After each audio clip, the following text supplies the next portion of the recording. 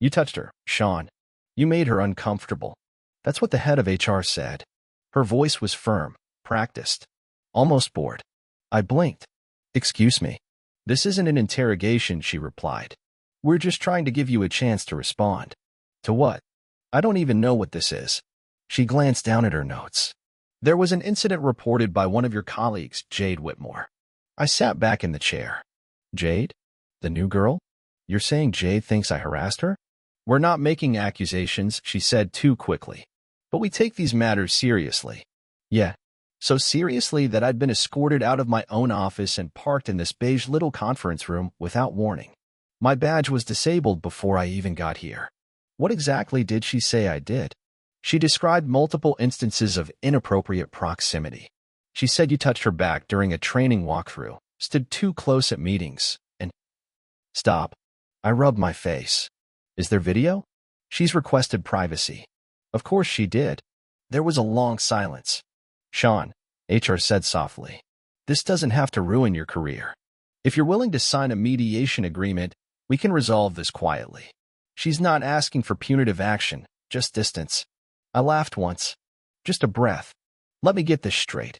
You're telling me my career might survive if I admit to something I didn't do, stay away from a woman I barely know, and sign a document that implies guilt.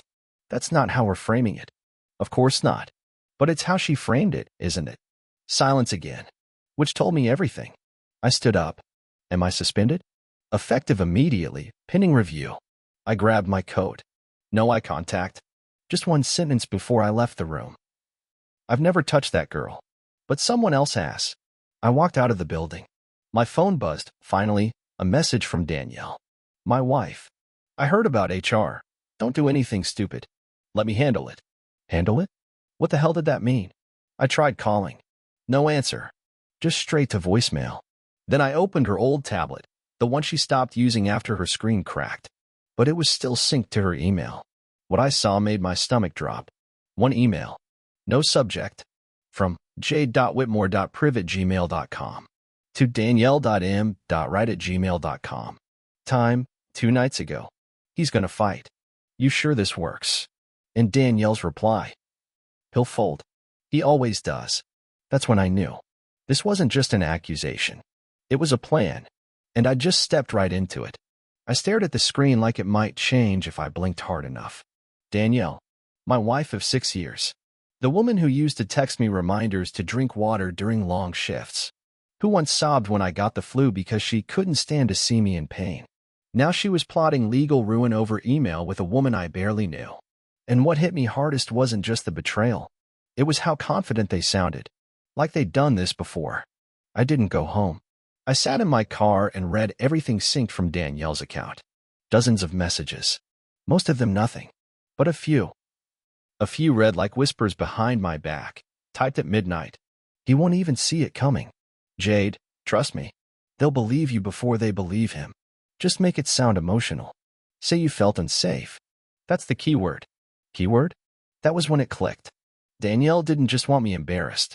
She wanted me buried. I started digging. Harder now. Opened the router logs at home. Most people don't even know you can do that. Check where every device's traffic goes, timestamps and all. Danielle's phone had connected to our network at 11:48 p.m. 3 nights ago. Odd, since she told me she was in Santa Rosa with the girls. Even stranger? Jade's laptop MAC address showed up at 11:49. Same network. So Jade had been at my house. While I was asleep upstairs. I checked my Ring history. Deleted clips. All from that night. Gone. But I had recovery software. Took 3 hours, but I got one clip back. No audio. Just footage. Danielle. Wearing the green wrap dress she swore was too risky for work. Leaning against the door. Opening it fast, like she'd been waiting. And Jade stepped inside. A hug. Longer than friends. Shorter than lovers. But intimate. Familiar. Then Danielle whispered something into her ear. And Jade laughed. Like the two of them were sharing a punchline. Only I was the punchline. The next morning, I set my alarm for 5 a.m. I waited by the coffee pot like it owed me answers. Danielle came downstairs around 6:30, hair tied up, in her fluffy robe, smiling like life was still normal. I poured her coffee without a word. She sipped, looked at me over the rim of the mug. You okay? She asked. Long day, I said. She nodded. You're not mad about the HR thing, are you? That was the moment I knew she was playing offense, trying to frame concern. I mean, she continued, it's probably a misunderstanding. You're warm. You've always been warm with people. Maybe Jade just took it wrong. I barely know her, I said. Her expression flickered. A glitch in the matrix. Well, she said, setting the cup down, let's not spiral, okay? HR's not looking to destroy you. I bet they're not. She smiled. Sweet. Practiced. Then left the kitchen. That's when I opened the drawer. Took out the device I bought 3 months earlier and never thought I'd use. A mini recorder. Voice activated. Ultra sensitive. I planted it under the dining table. Because if my wife wanted to spin stories behind my back, I was done playing the fool in them. I didn't go to bed that night. I waited. Let the recorder sit there, blinking silently under the dining table, while Danielle FaceTimed her sister, watched a show on her iPad, and acted like she didn't have a ticking bomb 3 feet away. I pretended to sleep on the couch. She didn't even check. The next morning, when she left to meet Jade at spin class, I slid under the table, pulled the mic, and synced the audio. It started simple.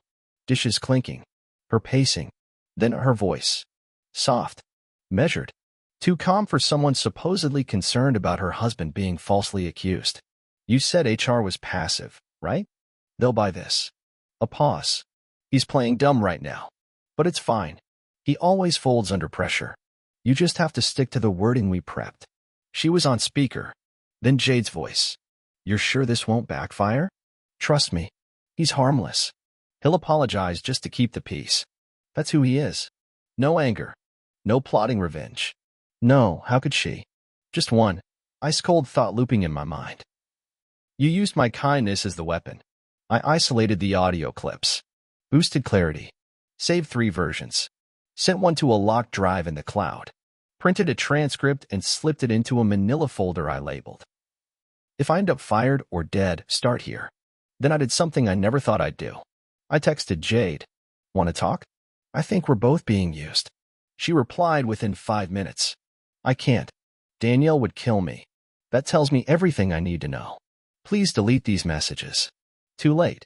That night, I watched Danielle cook dinner. She wore her favorite red sweater, the one she used to save for date nights, like it was just another Wednesday. She smiled. Told me we should plan a trip soon. Said we needed to reconnect. I smiled back. But in my head, I was already planning the execution. I waited until 11 p.m.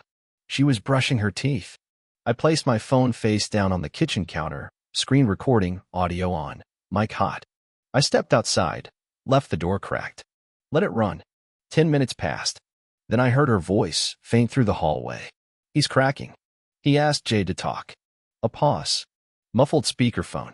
No, I told you, don't engage him. Let HR handle it. Once it's on record, he won't be able to touch it.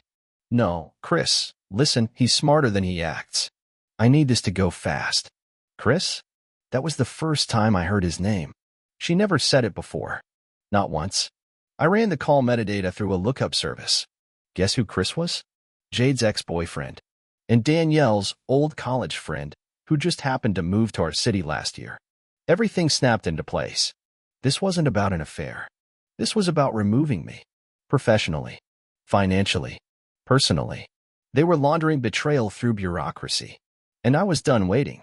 I didn't confront her. Didn't throw the phone. Didn't demand to know who Chris was. Because now I understood the game. And it wasn't about catching her. It was about letting her keep digging until the grave was too deep to climb out of.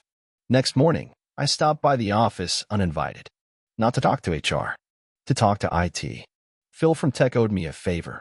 Helped him fix his car stereo last summer. I brought him coffee and said I needed something personal. Off the record, I told him, I want a log of every internal complaint filed under my name in the last 30 days. Phil shrugged. Why? Because someone's planting landmines. I just want to know where they're buried. He printed 2 things. Jade's formal complaint. A flagged internal message from Danielle. My wife. To Jade. Subject line. Next steps. Remember to cite physical discomfort. HR reacts faster when it sounds like a safety issue. Flagged as inappropriate conduct. Escalated to legal. I guess someone in the system had a conscience after all. That's when I knew exactly what I had to do. I left Phil's office and walked out the back exit. Didn't go home. I drove straight to the one person I knew would keep their mouth shut. Kara, my younger sister. She's a divorce attorney. The ruthless kind. Kara didn't ask questions. She read the transcript I printed from Danielle's recorded call. Read the email. Listened to 3 seconds of Jade's voice. Then looked up at me, stone-faced. Do not go back to that house. It's my house. Not anymore. Not until you're covered. You're being set up. Probably for something worse than HR. I just stared at her. What do you mean worse? You ever heard the phrase forced confession through pressure? I've seen wives like Danielle build a file of fake tension, then trigger a fake incident when the guy finally cracks. That night, I slept on Kara's couch. Danielle texted me 3 times. You okay? You didn't come home. We need to talk before HR finalizes anything. Not once did she ask why I left. Because she already knew. And silence scared her more than shouting.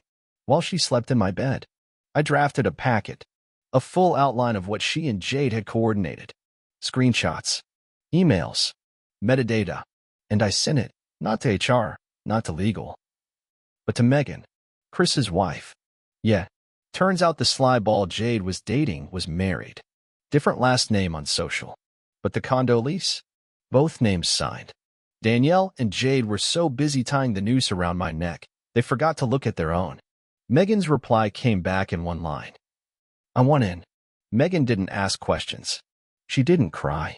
Didn't rage. Didn't need the play-by-play. Just sent me a Dropbox link.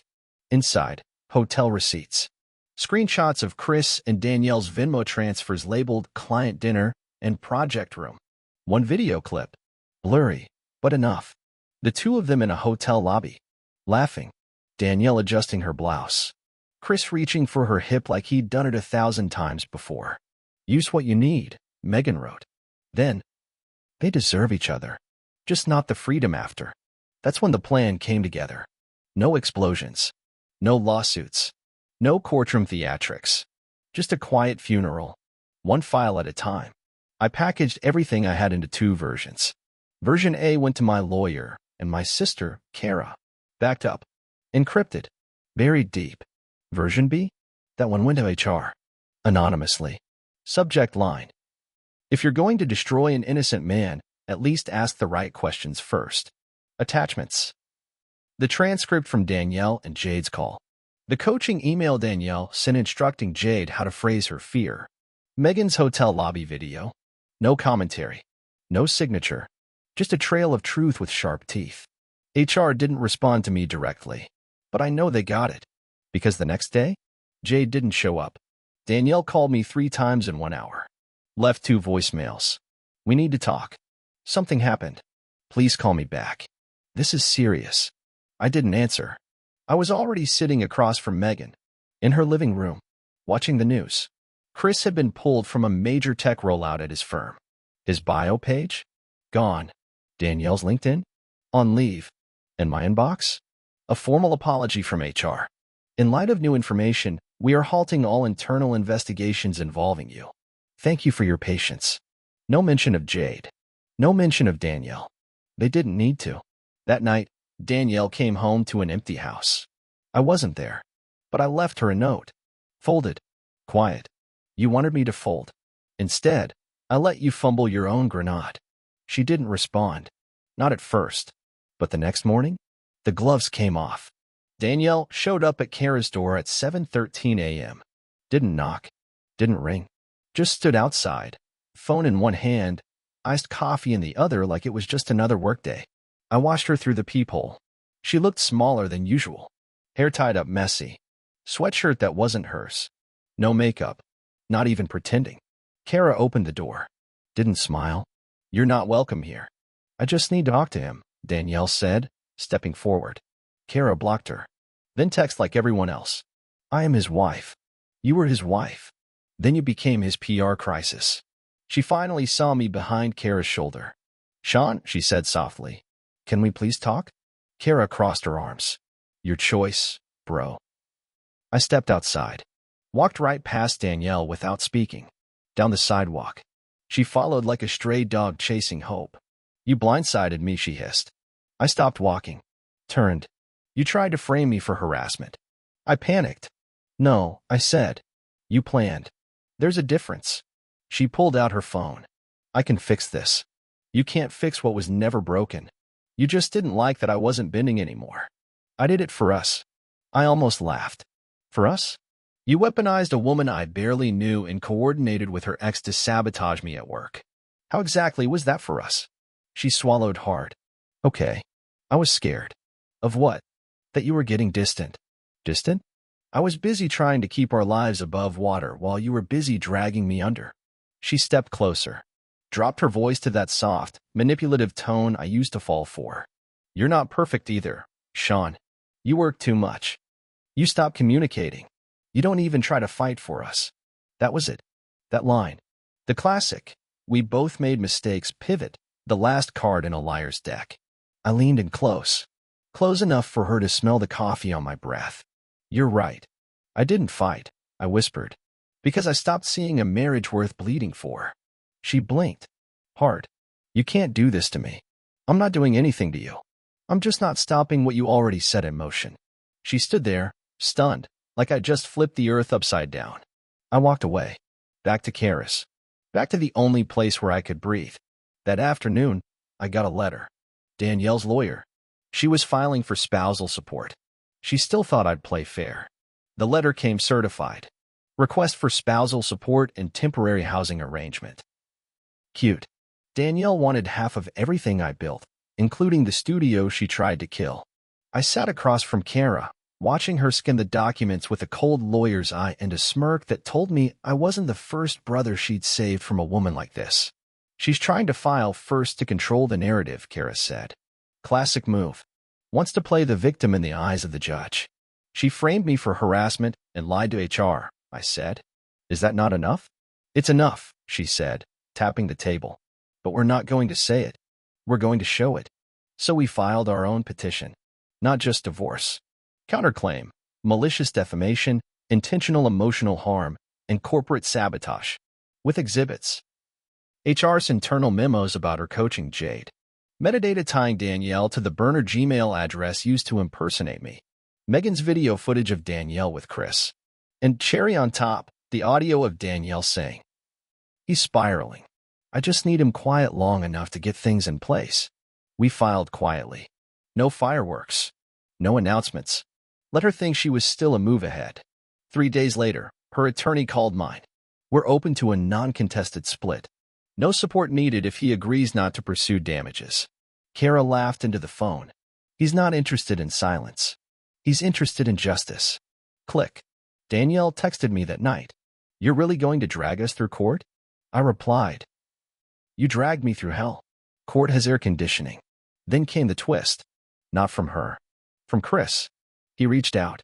Not to apologize, but to warn. Megan's talking to HR. She's handing over the emails. Danielle's name's all over them. I didn't know she was setting you up. I thought it was just an affair. Tell her not to bring me into this. I didn't reply. Because now he was scared. Not of me, of Megan. Turns out she'd filed her own HR complaint. This time? Against Chris and Jade. Coercion. Fraud. Ethical violations. Danielle's plan hadn't just collapsed. It was detonating outward, setting fire to every person she used as a shield. And all I'd done was let them talk. Danielle called. Voicemail only. You win. Okay. I'm done. Please just stop the bleeding. I didn't return the call. I posted a new episode. First one in weeks. Title. What they take when you let them talk over you, and what you get back when you shut up and watch. 3 knocks. I opened the door. She was standing there with a bag of takeout and the smile of someone who thinks peace offerings still work. Thai food. My favorite. Thought maybe we could talk, she said, lifting the bag like it was a treaty. I let her in. Not because I wanted her back. Because I wanted to watch her try. She unpacked the boxes at the counter like it was a normal Thursday. No lawyers. No betrayal. No months of calculated sabotage. Just noodles and manipulation. I've been thinking, she started. I might have overreacted. Got caught up in stress. The Jade thing got out of control. Got out of control? Like it was a birthday party she forgot to RSVP for? I didn't cheat, she added quickly. Whatever Megan told you, Chris and I weren't serious. It was a mistake. That part's over. I didn't speak. She kept going. I didn't mean to hurt you. I was scared you were leaving me behind. The podcast, the guests, all those people praising you, it made me feel small. I panicked. I thought if I could just slow you down. She looked at me like I was supposed to cry. I took a bite of pad thai, chewed slow, swallowed, then said, "You used a false harassment accusation to slow me down." Her eyes flicked. "That wasn't my idea, but you supported it. I was trying to protect us. By impersonating me online and ghostwriting emails in my name?" She paused. Then, softly, "You were disappearing." "No," I said. "I was growing. You just didn't want to be with someone who didn't need your permission anymore." She dropped the act. "You think you're better than me now?" "No," I said, standing. "I just think I'm not a hostage anymore."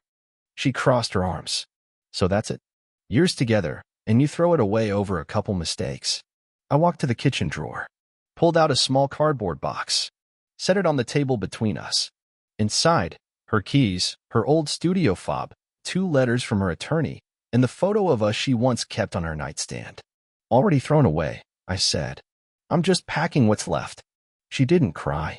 She didn't scream. She just stared at the box like it was filled with ashes from a house she thought would never burn. She turned without another word, walked out. And this time, I closed the door, my hand on the knob. Steady.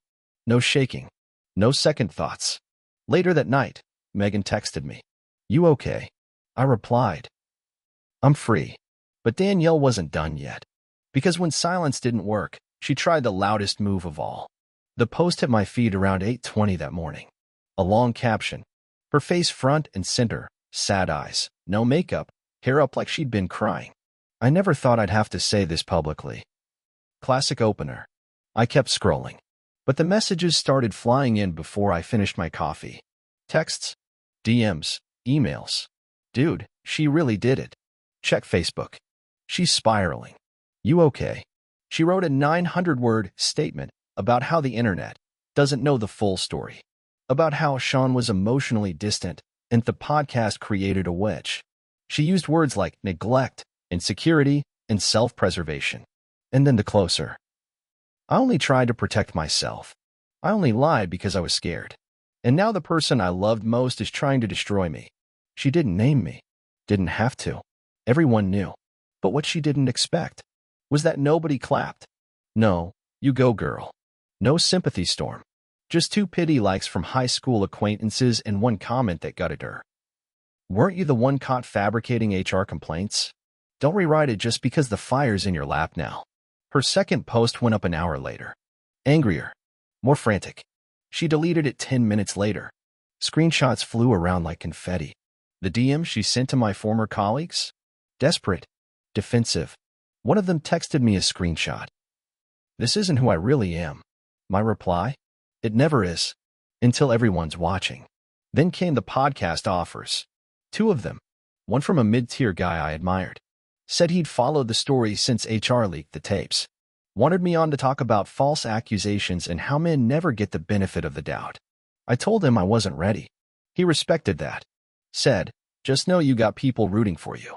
But I didn't feel like a victim. I felt like a survivor who stayed quiet just long enough to let a liar lose her own microphone. Danielle didn't post again. She deleted her profile 2 days later.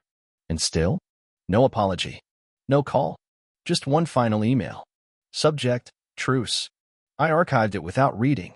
Because you don't make peace with someone who declared war and then cried when they lost. You just rebuild. And that's what I did. But first, one last thing. I didn't reply to her truce email. Didn't open it. Didn't wonder what it said. Because by the time she sent it, the damage was done, not to me, but to herself. The job? Gone. Chris? Ghosted. Jade? Fired and scrubbed from every company platform like she never existed. And Danielle? She vanished into the shadows of the life she tried to manipulate. You can't play the victim when the receipts outnumber your excuses. I moved out of Kara's place a week later. Got a new apartment across town. Small. Simple. Clean. No pictures on the walls. Just shelves, a mic, a desk, and peace. The first thing I did? Rebuilt my podcast from scratch. New logo. New name. Reclaimed. First episode dropped on a Thursday. Topic: how silence is a setup and how to break it without screaming. I didn't talk about Danielle by name.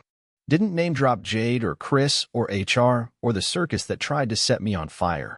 I didn't have to, because the truth lives in the tone, and mine was solid, unshaken, steel wrapped in clarity. The episode exploded. 10 times the usual numbers. Hundreds of comments. This hit harder than any inspirational podcast I've heard in years. Felt like you were talking straight to me. You lived this. I can tell.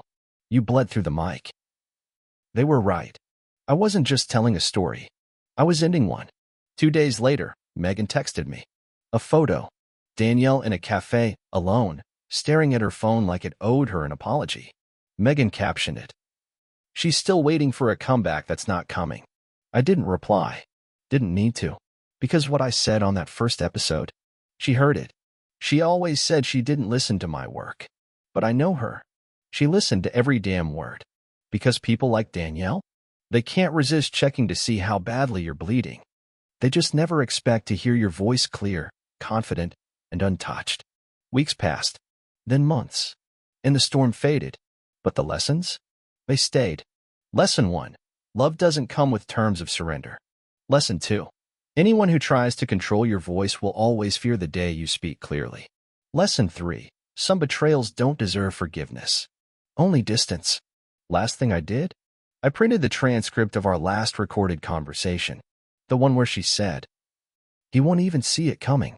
I framed it, hung it on the wall behind my mic. Not as a trophy, as a reminder of who I was, of who I'll never be again. Because the truth? She didn't break me. She just made me permanent.